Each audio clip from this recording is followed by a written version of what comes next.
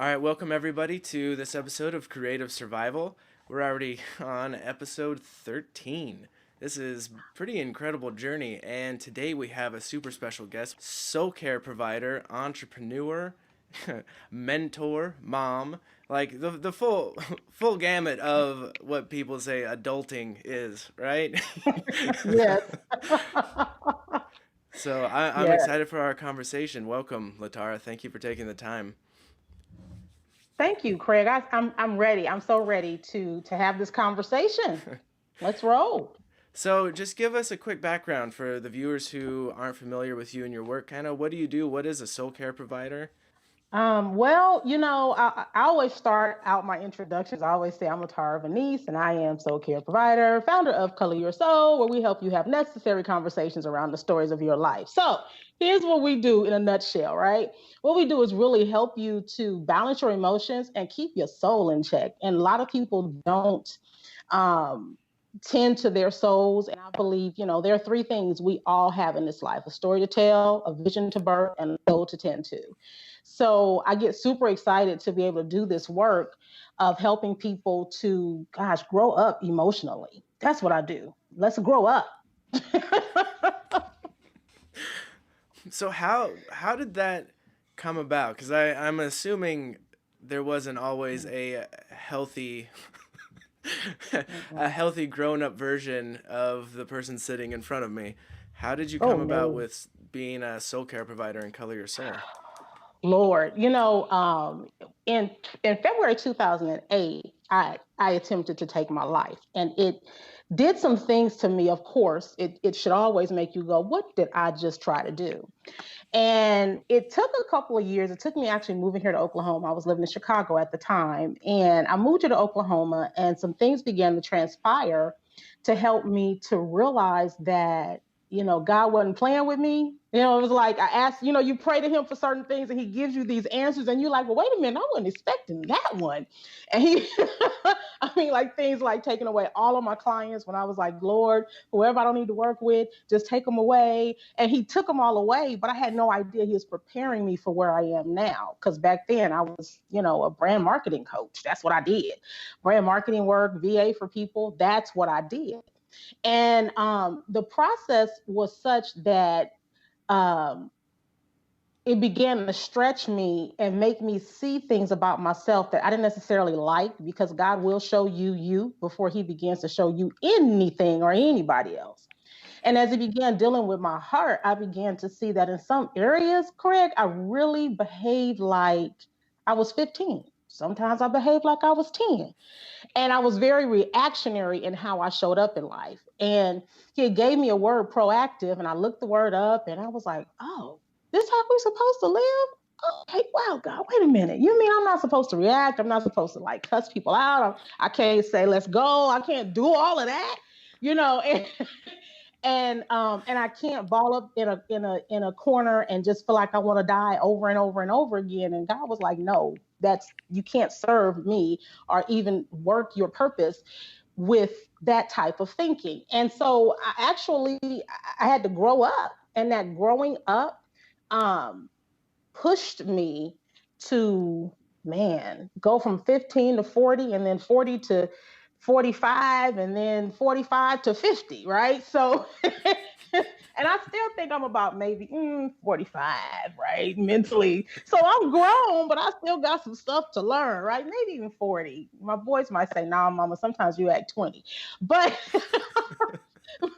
but the thing is that I can't be in a space of teaching this stuff if I hadn't gone through it and I didn't go through a process. I didn't even recognize the process. I just knew I had to do some changing. And one day God gave me the term soul care provider. And I was like, what is that? Right? No, he gave me color your soul first. And I was like, okay, all right.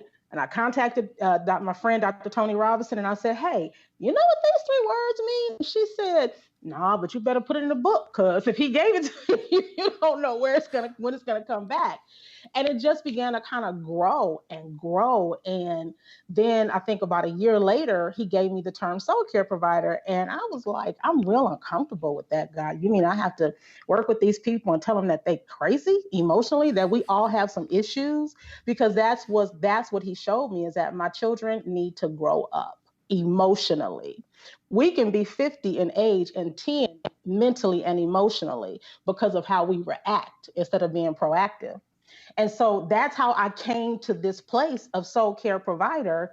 And it's like now it's just stuck with me. It's like etched all over me everywhere I go. It's like, oh, soul care provider. And I'm like, oh God, Lord. But it's a wonderful journey.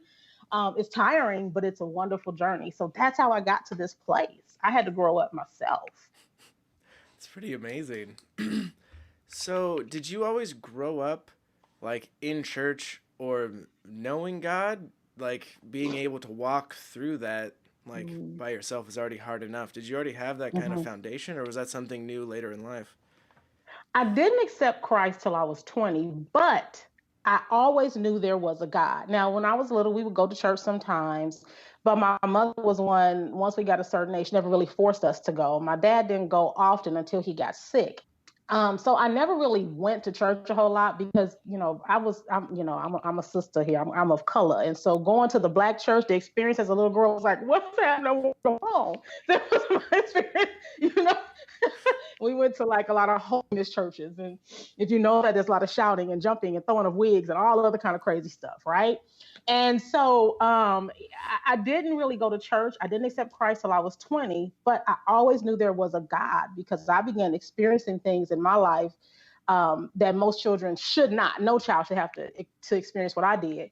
And I always knew God was there. It was like even when whatever was happening stopped happening, I would get to a place to where I would feel like there were literally angels around me taking care of me. So I always knew that God was there. I just didn't know what I was really experiencing until I got older. So then, do you mind if I touch on like what were kind of like the milestones leading up to kind of you just kind of hitting the wall and just kind of thinking, well, it would literally be better if my life ended now. Like what Hmm. yeah, what was that kind of like mental journey like?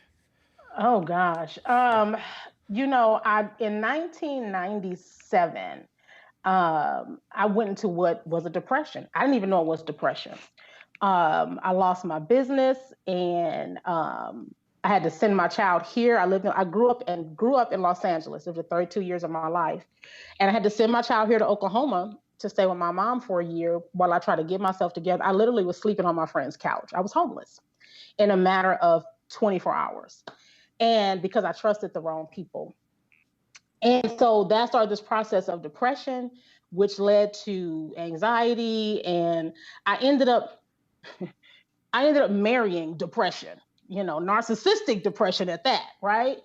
And being in that relationship, it really took me to a place. And if you don't know a whole lot about narcissists, man, read up on it because it's a whole bunch of them in the world today. And as I was just kind of going through this whole relationship thing, I was never happy. I cried for the first 6 years of my marriage. Every day I cried. And so I felt so miserable and so controlled, like I just couldn't get out. And I never felt like I was a good mother, even though I had been a single mother for 11 years before I met him. I just felt like I was just like useless. And I got to a place. And then I was in a marriage too, where I was very spiritually controlled. So I had this thought where, remember, I told you earlier, I knew God was always there.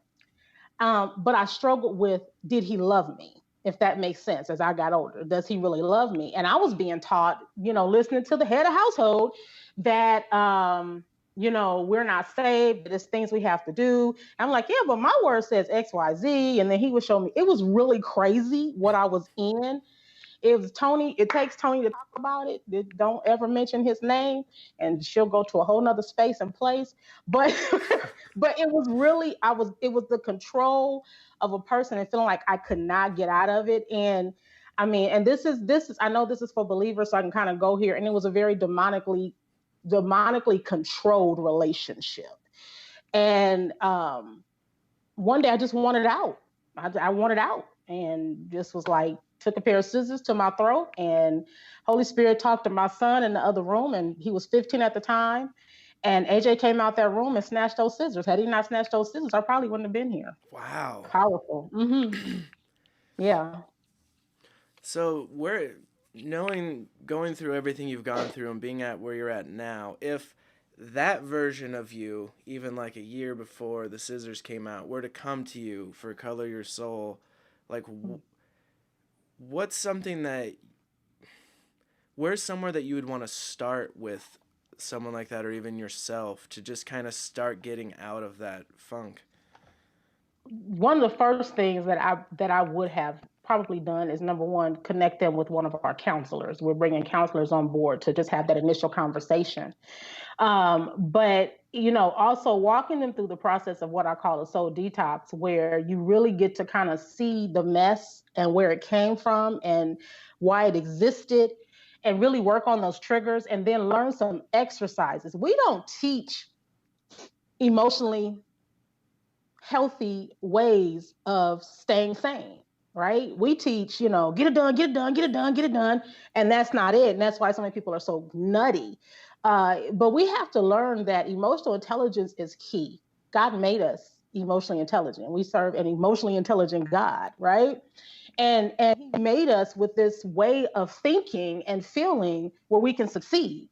But many of us miss it because, we think it's evil to like deal with your emotions. Well, how can it, what, that makes no sense, right? Don't do that. Push to the side. Suck it up. That's the kind of stuff we say. That's the crazy stuff. That's the stuff where I go, no, that's evil. That's the evil stuff. And I would just really walk her through this process of really assessing where she's at. Who are you? Why did you get to this place where you wanted to take your life, where you had depression? I was depressed for 11 years. I had an 11-year depression.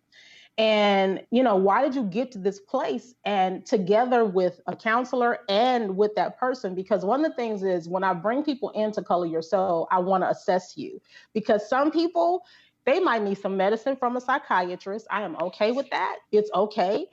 Some people may be bipolar, or that's so chemically depressed. That's okay. So how do we walk them through this and walk them through it safely? Because counseling helps, it works a lot, but there's a level of kingdom healing that we have to introduce people to. But you also are here, you live in this world, right? So a lot of work I do, I can't do without that legal, right? When someone comes to me and they're that nutty, because I was on the other side of sanity. There's no other way of seeing it. I need to send them over to somebody, and then we can work together from there and create a plan where they can begin to thrive and not just survive. That's powerful. That's Mm-hmm. awesome. Because I know myself, like working a lot in like creative communities and with a lot of creatives. Melancholy is pretty normal. Anxiety, Mm-hmm. depression, like Mm-hmm. you're constantly being criticized, and and a lot of times clients aren't always the kindest with their feedback because they Mm-mm. don't necessarily know how to communicate what they want Mm-hmm. or need in a way that translates properly. So you're just dealing with all this stuff constantly. Mm-hmm. Mm-hmm. When you mention emotional intelligence and also just kind of like some of the kingdom healing that needs to happen, how do those two kind of go together, and what are they for people who might not be familiar with that? When you look at kingdom healing, I mean, that's like the best thing. We live under open heaven. God does not shut heaven, don't close. It's open always. And it has everything that we need, right? Everything that we need is there. But teaching people how to do things like creating a strategic prayer around your healing. We don't pray strategically. We pray amiss so much. Teaching people how to create, like how to use creative healing, how to use your creativity to heal. And we all are creative. Some people just have this gift, this talent of creativity. But everyone has a creative gene in them. We were created again. You look at God, He created all of this. Right? And so we all have this creativeness in us that is so powerful. So teaching people how to do that, teaching people how to own your stuff. That's one of the things that God showed me that I really love. He was like, listen. My son turned over tables to get people to understand his point. Sometimes you got to come tough with it, right? Love is sometimes tough. So loving people, but not being airy fairy and all sappy with it, but being real with it. That is so necessary. And that's kingdom. But we place kingdom, we put it in this, like, again, airy fairy, out in space type thing. But God is so practical, and his wisdom gives you so many practical ways, right? He's supernatural, but there's a practicalness to him that is so powerful that we miss. And I didn't think that that was like a reality until God kept giving me these practical solutions to help people. And I was like, oh, wait a minute. I can do that? You mean tell me I don't have to be like talking in tongues all day, which I do. I do, have that language, I call it the strange language. But here's the thing, people aren't going to connect to that before they connect to the practical part of how do I get myself together. I call it the supernaturally practical approach to healing, right? That supernaturally practical approach to healing, because the Holy Spirit will show up for sure in the midst of it. When we do the 21-day detox, it amazes me because we have a set of exercises that we teach, and we have a set of lessons that we teach. And every time we're teaching based on what the Holy Spirit has brought in as far as the participants and what they're dealing with. And we never really know because we don't ask, what are you dealing with? Why are you taking this old detox? People just sign up for it. But it ends up where it is this collective uh, healing that's necessary. Like this time around, everybody in there is dealing with identity. So it's like, whoa, okay, God. The last time I think it was, no, one time I remember it was marriage, and it blew my mind. I was like, wait a minute, everybody here is having marriage issues. What is this all about? It blows my mind. And then we give these practical steps to healing, and people are like, I never thought about that. I never thought to like sort my feelings out. Well, you have to, right? I never thought about owning my emotions and my behavior. Well, it's yours. God gave you your emotions, your behavior. He gave you those things, right? So he expects for you to intelligently, here comes the emotional intelligence, intelligently deal with them. See, every thought that we have stems from an emotion, but we think our thinking, right? We think that our thinking tells us how to feel, but no, the Bible talks about the heart. Those are your emotions, right? And so it's really important that we teach people how to tie those two together, the emotions and the thoughts, because I tell people all the time, your emotions and your thoughts partner together for your success and your demise. Whichever one you choose for it to be, it's up to you. Because we wait on God to like heal us and do different things for us, but God is like, there's a work you have to do. And so this is the work, right? Because you own your thoughts, you own your emotions, you own your behaviors, you own those things. So how are you going to show up with it? And then the Holy Spirit will come in and work with you when you just start being honest about your mess. So that's how that all works. That's I love the term airy fairy. I'm gonna start using that. Listen, airy fairy, that airy fairy Christianity makes me go, oh God, y'all stop. And it's so true because there's so many times, like, having grown up in church and around that kind of atmosphere, like in church you have so many people who are like, oh, don't, you're not supposed to be angry, Mm-hmm. keep your smile on, and like, Mm-hmm. or like, don't be so Mm-hmm. overly sad. Whoa, depression, what's that? Oh, Yeah. wait, Yeah. you're questioning your marriage. Oh, like, Mm-hmm. you're not allowed to talk about a lot of stuff in Right. certain realms, and there's Mm-hmm. obviously, healthy bodies of Christ in churches. Mm-hmm. But then even outside of that, in the world, you have like the opposites. It's like you're either way overly in touch with your feelings, but you Mm-hmm. don't take action to control them. You just accept. Oh, Right. I'm an angry person, so I just Mm-hmm. accept that I'm angry, rather than Mm-hmm. like, why am I angry? Let's kind of dig Mm-hmm. into that. Mm-hmm. And Yeah. so it's funny, yeah. You kind of have both extremes, and it's kind of hard to find that kind of healthy medium sometimes. Yeah, it is. It's very hard that, because you got that. A lot of people say, this is who I am. And it's just like, well, no, that's a part of the curse of sin, that negative side of you. That's not who you are. One of my favorite passages of scripture is Colossians 3. And I think it's Colossians 3:4 that tells us, or 3:3 or 3:4, that tells us that the real us is hidden with Christ. So therefore, who we see in a mirror, how we show up in life oftentimes is really not who we are meant to be. And so we really got to learn how to, and this is so key for healing your soul, is because the soul is the seat of your identity. Who are you? And who are you in Christ? When God breathed into us, we became living beings. Everything that we were to be in that moment was blown in, right? But life happens, and stuff happens. I mean, I've been through a lot of stuff in my 50 years. Tony always says that I have lived the life of 45 people because of the work that I was going to do. I had no idea it was going to be this, but I get it now. I can relate to so many different people because really I've been through some stuff. And going going through that stuff has taught me so many different lessons of connecting with people and really beginning to kind of understand how we identify ourselves according to what we've gone through, according to what people have done to us, according to what we've done to ourselves. We identify ourselves there, and God is like, that's not who I created you to be. And I just need for you to understand that it's time for you to tap into the reality of who you are, because the truth you're living is not yours, right? It's not really your truth. And that's mind blowing to me. It's like, oh, wait a minute. So you mean to tell me that, like, what are you, because I always call myself Inglewood LaTara. And I tell people, if you want to know who Inglewood LaTara is, just watch Boys in the Hood, and I'm that girl. And so and so I had to learn how to let that tough exterior go, because as quote unquote as strong as I am, I'm really not that strong. As resilient as I am, I'm really not that resilient, right? As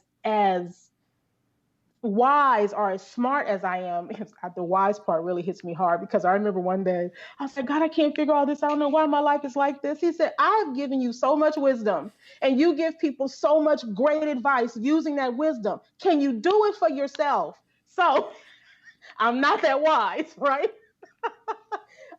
So all these things that I think I am, that have made me into the quote unquote tough single mother, and the one who has, I've withstood and I've beaten abuse and done all of that. It's still, that was not me. And I remember one day my oldest son, AJ, he was like, Mom, as I'm going through this transformation, he said, Mom, you're not so hard no more. And I was like, what are you talking about? Right? He was like, you really, you like had this wall up, and it was almost squeezing you into a person you weren't. And it was doing this work that helped me to see the person that I was, right? And I kind of like her. I like her a whole lot better than I did the one with the walls. I could tell you that right now. I love who she is, but it took me to begin to tap into the identity that God has for me. And I mean, I've just tapped into it. It's still things where it's like mind blowing to me to see God move in my life. And I go, I did that, or wait a minute, for real, God? Like something as simple as just the skill set that I have now, because what I do, I have to be able to feel people's energy. I didn't like it. That's why I don't like hugs. People already know. I don't like to hug people. Just I'm gonna hug you for a minute. I gotta go because I'm gonna start feeling the energy, right? And when I'm in the midst of the work, I have to hug them so I can feel the energy. I can feel the room. I know all of that. That stuff made me very uncomfortable because I'm like, okay, I'm not a fortune teller. That's evil. God, what is this stuff? I'm seeing stuff. I'm seeing people's stories, and I'm seeing where you want their vision to go. I'm like, this is blowing my mind, God. What is this? That was scary. But the more that I learned to allow him to be God in my life, to be my daddy, to be my guide, to be my protector, to be my provision, the more confident I get in this thing. I'm not cocky because it's still God doing this. I'm very humble and I'm grateful for it. But I don't have a problem walking in my anointing. This right here, before this interview, I was like, oh God, I'm being interviewed again, Lord. Sometimes I talk about the side of my neck. I do this a lot, right? But then when it's time when it's time to shine, it's like I'm walking in this thing because this is where I'm supposed to be. Does that make sense? It's where I'm supposed to be. And so I gotta do this. And I'm okay with that. That's awesome. Yeah, and that makes perfect sense. I love the Mm-hmm. fact that something you touched on probably without even knowing is like you, we're all never finished, right? Like you Right. can't just Mm-hmm. you're not just arrived. Like, oh, I'm done. Mm-hmm. Like I've made it. Like I don't have to grow anymore. I don't have to learn Mm-hmm. anything. I don't know. Like it's a constant process, which I love. Mm-hmm. And then the fact that you've been able to find the personal, vulnerable part of God. And he like the Mm-hmm. one thing that I would love to like tell the audience is like just because you partner with God, especially in like the creative realm, like doesn't mean that everything's comfortable. Hunky like everything that we even this like this interview thing, like I hate being in front of camera. Hate it. It's awful to me. But it's Mm-hmm. this has been the biggest blessing. Like at first I was struggling with it. I'm like, God, I don't want to interview people. Like, can't they just like send in a video? Like this is but I've been able to have such amazing conversations and connect with people and it's ended Mm-hmm. up blessing me and getting me out of my comfort zone. And so I Mm-hmm. think that's something Mm-hmm. he always calls us to do because if we're out of our comfort zone, then we have to rely on him because we don't have strength in that. I'm Mm-hmm. not super strong when, I'm uncomfortable. Like Mm-mm. No. Mm-mm. it's No. tough. It's really tough. And I always tell people, to me, this walk with God is like being on a tightrope, but He's the perfect balancing beam. It's like you take a step and you start to fall over, and He's like, I got you. Let's balance it out, right? And I've been saying that for years because I never looked as like, God, it's a risk to take this walk with Him. But so is walking on a tightrope. But he's the balancing beam. And if you just hold on, He's not going to let go of you. Even if your hands begin to get, sometimes they get sweaty and wet, and you might begin to lose your grip. But God's perfect. He doesn't get sweaty. He doesn't get wet. He don't get stinky like we do. He's God. He's perfect. He got you. And that balancing beam is going to always be there for you to hold on to. And I think that's one of the most powerful things about the work that I do because it takes me to be very creative, different ways that we have to be creative. It's not always about the drawing, right? And about, it's so many different ways. And really learning that, that I have permission to take a mental or spiritual paintbrush and help people to repaint the canvases of their lives. That's powerful to me. And I need that balance beam because it's also very risky. I always go back to an interview, a client I had. She was 54 at the time. And it took me almost a year of just letting her know you can no longer blame your mother for your mess. You can't, right? Because that's where it came from. But you can't do that. And having to do that was so hard because she would want to give up and I would want to quit. And God kept saying, nope, just keep holding on because she's going to get it. She's going to get this. And she's done a lot of work in the last 2 years. She still has some work to do, but she no longer says, my mother did this to me. My mother did that to me. She now says, I own my stuff. So it's risky to go tell people, I need you to get your mess together. I need you to clean it up, get it together because emotionally you are wrecked. People don't want to hear that. You need that balancing beam, right? So that he can begin to kind of soften their heart towards the healing that they need. And it's a You huge know? blow to like a ego too, or even like the self-image, like you were talking about. Like, wait, I'm not perfect, Mm-hmm. or Mm-hmm. I have to actually acknowledge this giant mess that's around me, and I have to clean it up. I can't hire a maid, Right. just do the Mm-hmm. work Right. for me. Like you have to Mm-mm. work through it, room by Mm-hmm. room, pile by You pile. do. You do. You really So do. for because something I talked about with one of my interviews, Fabiano, is how like a lot of times people in like a creative space, a lot of times they find the value out of what they create rather than letting what they create be an overflow of their value. Mm. So if I'm kind of stuck in this cycle, right, and I keep finding my value and identity in the things that I do or the jobs that I do or the people that I work with, and that just starts to kind of chip you down. And I like Mm-hmm. emotional intelligence definitely is much lower. What's something that like if I finally hit a wall and I'm like I need something to change, like if I wanted to evaluate my emotional intelligence and find out Mm-hmm. kind of where I'm at, what's something that I could do to kind of start taking those first steps? Okay. So that's like that clutter space, right? You're in the space of clutter. And the main process of color your soul is taking people from clutter to cross to clarity. And so we start with the clutter and really examining these four areas.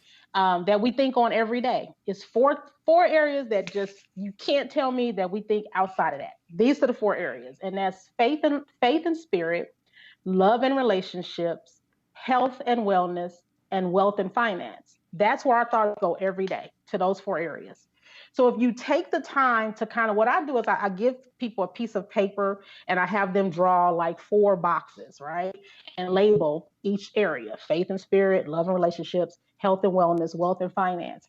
And just start dumping your thoughts. Where are you at in that? See, because when you said about people seeing the value in the creativity and not really the value in themselves, they're avoiding what they have to deal with, right?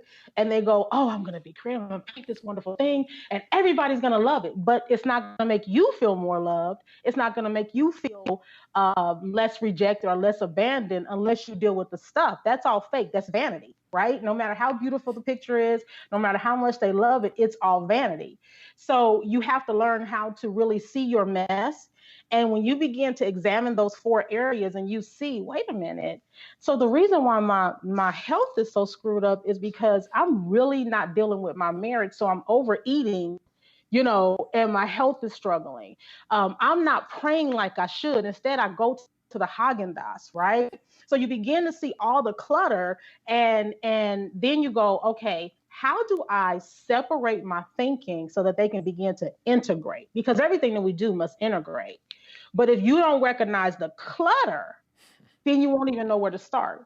And so the most unhealthiest area could be the love and relationships, because your marriage is on the brink of breaking up. That's what you look at. Like, where is my mess most relevant right now, most prevalent right now? Okay, my marriage is horrible. What do I need to do? How do I want to show up in that area? How do I show up? Right? How do I show up now? Where do I see myself? And it's okay for you to see yourself better. And I say you need to see yourself better. You really do. And so, right? You need to see yourself better. Where does God desire of me to be in this moment? How do I get my marriage better? What do I do? My kid is suffering as a result of how I've avoided taking care of myself and dealing with my marriage, and I'm not dealing with him or her right or them right. What do I do? And it takes a step-by-step process. But if you don't even see where the clutter is, because you won't, kind of sort through your thinking and deal with your emotions, like, how am I feeling in this area? Well, I feel miserable. So I try to go make myself happy with that pint of Haagen-Dazs, right? But that's not going to make you happy. It's just going to make you fat. I mean, that's just what it's going to do. And so we have to learn how to really look at that and begin to separate that. And when I teach that exercise to people, they're like, oh my God, no wonder why I can't think right. I can't move right. My money is funny. Because you know what? I have all of these issues stemming from my marriage. I've got some stuff to work on. And then it makes everything else better, right? For me, it was leaving the marriage because it was abusive. I had to go. And getting out of that began to open me up. It took a while, but it began to open me up to different things. And, and I just became a different person. I wanted to take better care of myself. I've lost almost 100 pounds since I started this process. And I just wanted to take better care of myself. I wanted to be better. I wanted to do better. The way that I dress today, y'all know I'll be snazzing with my statement shirts and, my jewelry and this scarf, because what's up under here? I got to get my hair done. I got to get new hair. But this wasn't me before, right? Craig, this was not who I was. I had short hair. I cut it all off in just defiance. And I wanted some freedom, and it was cute and it was all of that, but I wasn't taking good care of it because I wasn't taking good care of myself. And so it was starting to thin out. And I remember one day I was looking in the mirror and I saw this, it looked like I was like Gumby. I said, my hair, what's wrong? I have become like bald on my edges really bad. And I was like, I gotta do better. And I just began to kind of walk this thing out, because I was able to do that exercise and go, wow, I need to leave this marriage because it's the reason why I'm so insane. It's time for me to go. And so that's how that, I call it the four quadrants of thought. So that's how that works. If you look at those areas and you sort through them and you begin to see like a consistent theme through all of them, and you go, oh, okay, you're able to kind of pinpoint, where did this start? So it's a great exercise to do. And it's a great way to walk yourself through the process of healing. It's a great way to begin the process of just becoming more emotional intelligent, because when you're cluttered, you can't think straight and your emotions are all over the place. And then you're just reacting to life and you're not being proactive, because proactivity takes the time to see, how can I do this better? If this happens, then what would I do in this case? Or, and not that you can control it, but you can be better prepared, right? But we always live like the baby who's about to touch the socket and we say, no, don't do that. That's not how we're supposed to be living. We're supposed to be living like, okay, get the child, let's childproof the house. Here comes the baby. That's how we're supposed to be living, but we miss it because of all the clutter that's stuck in our head and our heart, and we won't deal with it. Wow. So when you were going through this process yourself and going through depression and an abusive marriage and all that stuff, did you have people positively speaking into your lives, being able to help you through that process, or did you have to pretty much just kind of do it solo? When I first started, I didn't. The people in my life were just as miserable as I was, and God actually made me. He was like, "Stop talking to them. They're no good for you.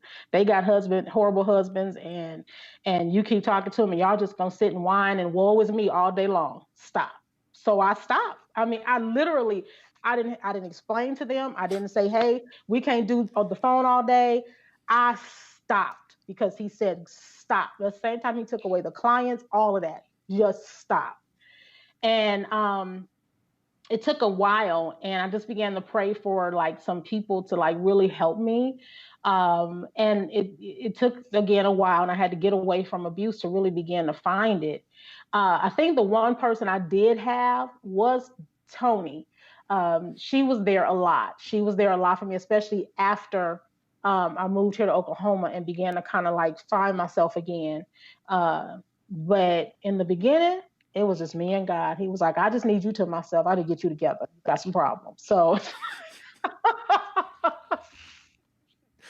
I think it's really important to highlight too for anyone watching, like if you are in an unhealthy situation of any kind, or you're in this funk of life, like even if you do feel alone, like you don't have hmm family support or friend support and you haven't hmm found that community yet, right? I think it's really important to know that you don't, even though you feel like you're going through it alone, if you do lean on God, like He's not going to let you just go hmm through this and like no. stumble around. Like He will support you. And that sounds weird, and I know that like for anyone who might not have that kind of personal relationship with God or like that kind of daily thing, it sounds odd, but He really does just kind of like He lift you up does. through it and hmm kind of get He you through does. the fire, so to speak.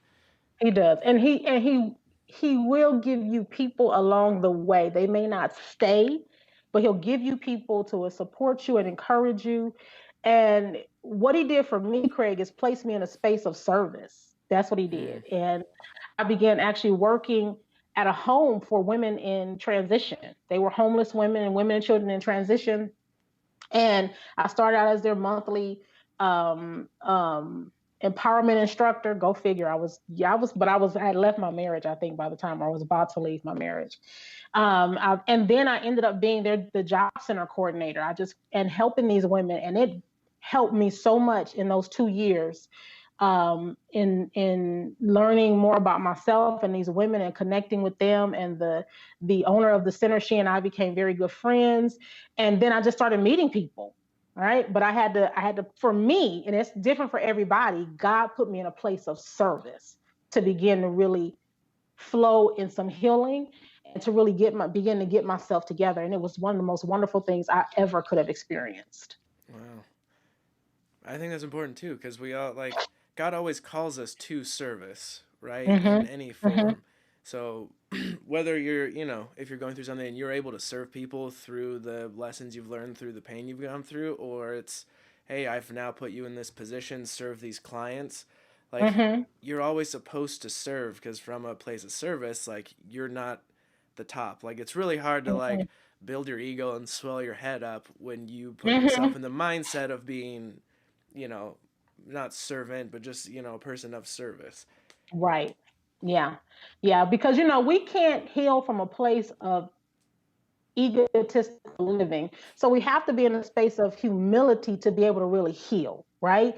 It Hmm. takes humility to say, God, I can't. God, I need. God, I desire. God, I'm tired. It takes a lot of vulnerability to be able to place yourself before God like that. And you can't do that if you're ego driven. God can't do anything with that because you're going to get in his way.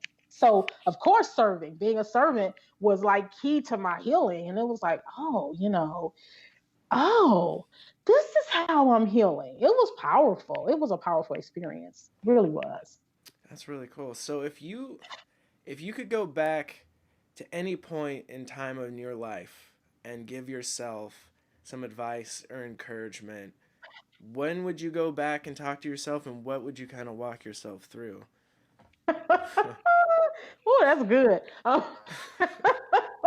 So right before I got when I was in the midst of a relationship, before I left Los Angeles and moved to Chicago, I can remember I was walking down the street, coming from the store, and a rainbow, right, just came into the sky.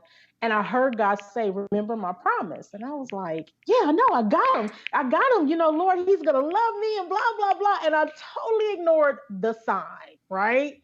I totally ignored the sign that he was telling me. And he had all the way up until the day I got on that airplane. No, when I was on the airplane and my son and I went through an actual thunderstorm in the midst of that, I was like, what is going on? And when I got to the airport, and it took 2 hours for my husband to even pick up his new wife and stepchild from the airport. And I'm sitting there going, you ain't got no money.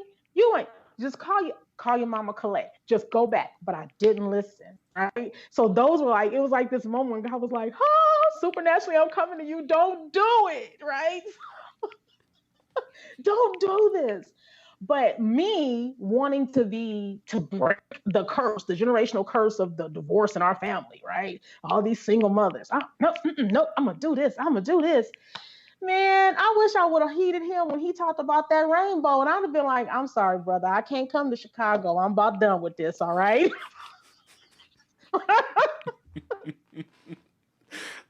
It's like the instant memory that God gave me, because he always reminds me, you really weren't too smart when you made that decision. And I go, I know, God, I know.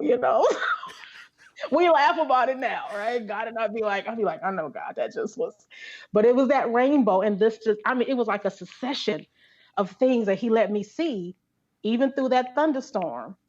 And then, and it was, funny thing is, it was so dark. It was so scary. And I did not hear God. I did not hear him, even in that moment. And I should have been like, I'm getting back on the plane and I'm going back home. But I didn't. Man, and for the audience too, um, it's because I've had so many family and friends who have gone through drug abuse, physical, Mm-hmm. relational abuses, Mm-hmm. ODing, rape, that kind of stuff. Like there's, like usually when you go through stuff like that, there's like certain level of like I can't talk about it, or that shame or guilt or whatever it is, Mm-hmm. and Mm-hmm. I think the one. And like it might sound like overly dumb, but like it's kind of like that silver lining of like when we make our own messes and we kind of make our Mm-hmm. own mistakes, like Mm-hmm. God can use that for good. The situation isn't good, but later, once you're Right. able to, emotionally grow and come Mm-hmm. through that, then you are able to then use that terrible experience to then help heal Mm-hmm. others and help others go Yes. through it or learn from where you've been so they don't do the same thing. Yes. Yes. So I it's can so agree with you there. yeah, and it's not wasted. So Mm-mm. any shame or anything like that, find a Mm-mm. healthy community and find where a place where you can help others, because Yes. I think that's super important. It's very important to do that. It's very important to, as you're coming out of any kind of abuse, like you said, drug abuse, physical abuse. Mine was mental, emotional, and spiritual abuse. Any kind of abuse you're coming out of, you need to make sure that you're gearing yourself towards community, towards, okay, a healthy community, right? So you got to get healthy first before you begin to delve into some other community, so that you don't repeat the patterns. right? Because there Mm-hmm. was a lot of residue, a whole lot of residue after leaving. I've been with him for 10 years. So it was a lot of residue that I had to work myself through. And even today, there's still some things with some of my closest friends. And this goes beyond even my marriage into my relationships with my siblings, where I look at people for hidden motives when they say they love me. And I'm going, Mm. what? Right? You love me, why? So, and that's something, this is what I've been working through this year, is learning how to be healthier in that area of love and relationships as I build friendships, right? Listen, I give Shay Bynes and Tony Robinson and some other folks some issues. I'd be like, yeah, y'all love me, okay, whatever, what's next, right?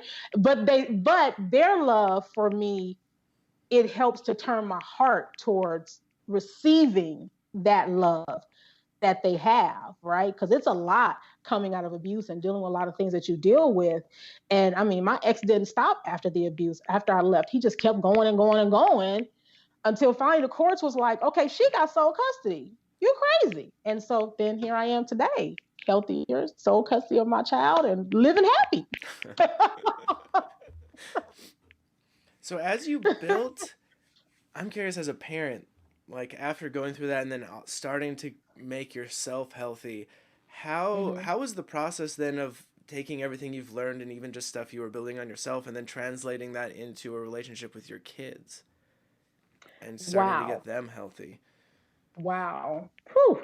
And the funny thing is that um, in some ways we're still getting healthier and learning to love each other better, differently.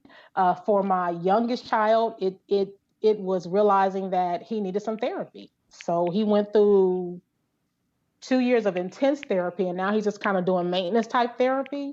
And then being real with it, learning how to be okay with the fact that, you know what, we all need some help. We went through some stuff. Um and for him, of course, it was harder because that's his biological father, and I love my father, but then there's this man who's done this and this. How do I do this? And so learning, I think I learned how to build a better relationship with him and watching his own trauma and what he had to deal with, and just the things that we went through in that particular year, um were really the 2 year period, and learning how to like see him differently. And in doing that, I was able to see where I needed to kind of get him some help from the school. I needed to get him on an IEP program and not be ashamed of it. I think that's really key for parents, is to be totally honest and not be ashamed. And sitting your children down and having those hard conversations when it's age appropriate. Don't tell a 5-year old, that, this, and this. But a 13-year-old, which what he was around the time, 12, about to be 13, when we went through this process, this whole thing, and sitting him down and kind of getting his thoughts and his ideas and seeing where he is and talking to him about the stuff that occurred and what's happening in a way that he gets it. And then without having to have a hatred towards his father, it really helped me to kind of tone down mothering, if this makes sense, tone down the typical way that I mothered, and learn how to mother him from a space of grace, right? Because he was a different kind of kid. And both of my boys have been through depression. Both of them have considered suicide. um, and I had to learn how to, even here recently, when I wanted to jump on top of one of them and just start jacking them, but I was like, okay, let me do it different. And and learning how to shift my language, right? Because see, as parents, we want to be who we be. We want to, I am I'm the mama, I'm the daddy. That's what I said. It doesn't work like that. Right. So learning to communicate and building a better relationship is not easy. But the bottom line is that we're not our children's owners. We're their stewards. We steward our Mm-hmm. kids. We don't own them. That was one of the most powerful lessons that I could learn as a parent, is that I don't own my children. They're not mine. They're God's. So that in itself, and telling God, take over, do what you need to do from their belly, from my belly, both of them, and learning how to have a very open relationship with them. I think that's how our healing has become so much better, because really we rely on each other for healing. We really lean into each other when we're going through different things. And that's powerful, considering I'm 50, then I have a 27-year-old, and then a 16-year-old. But in that moment, we can all connect and work on our emotional selves. Um, and I'm glad, because I have two boys and I don't want them entering into marriage with the typical thought of what it means to be a man, right? I want them to enter in with what it means to be an emotional adult who's able to show up healthy in every area of your life. Doesn't mean you're perfect. It just means you're healthier. So that's been the most, I think, just open communication and not shaming your children or shaming your own story by keeping from them what they need to know. I hope Mm-hmm. parents out there really take that one in, because that's big. And I They, like how you said Stewart, because a lot of times it's really easy, right? These are my kids. Like, they'll do what mm-hmm. I want them. Like, it's really easy to get into that mindset. And even with the relationships, marriage, like, my wife, Mm-hmm. my husband, like, you have that Mm-hmm. kind of, like, my mentality. My mentality. Yeah. Mm-hmm. Rather Mm-hmm. than, oh, okay, these are my kids, but it's my responsibility to, Right. steward them Right. according to how God wants me to raise them. Right. Mm-hmm. Or I'm going to Yep. steward my relationship with my wife according to how he wants me to. So she's going That's right. through like a season right now that's really hard. So, okay, God, how do I show up and be, Mm-hmm. a better husband? Mm-hmm. And then, vice versa. Rather Mm-hmm. than I'm fixing everything. Which Yeah. I could get into. Like, I'm a big fixer. Like, what do you want me to do? I'll Mm-hmm. fix it. Like, just tell Yeah. me and then Most I'll men fix it and are. it'll You be guys want okay. to. Right. You guys want to fix everything. Sometimes we just want you to listen. That's it, right? But men are like, no, I am the provider. Providers fix. Let's go. Right? And the woman is like, yeah, but you don't even know how to fix it. So what you trying to fix? Duct tape. Duct tape fixes everything. Right. Oh, Man, the one downside to doing these interviews is they always go by so fast. And, yes. and I know Yes. we're reaching the end. So, as we wrap up, is there any just kind of last kind of advice or tools or just kind of words of wisdom you'd like to just share on some of the stuff we've talked about, just Hmm. for the audience out there? I think one of the most important things that I just help anybody with is to just learn how to own your stuff. You cannot avoid it. You cannot push it to the side. God gave us God gave us ownership. God gave us control over these things called emotions, behaviors, your feelings, right? And your voice. And learn how to behaviors. It's the emotions, behaviors, your voice, and your actions. That's the four. So learn how to really um, put those things in their proper order, and own your stuff. That's what I just. If you own it, you can heal. Otherwise, you're just doing, I call it the hype healing stage that a lot of people are in. And you're just hyping yourself up to thinking that you're healed, but you won't, deal with the stuff. So just really learn how to own your stuff first, accept where you are so that you can really accept it and embrace it so that you can really begin to see how to grow up, because you just might be a 10-year-old and you're 40.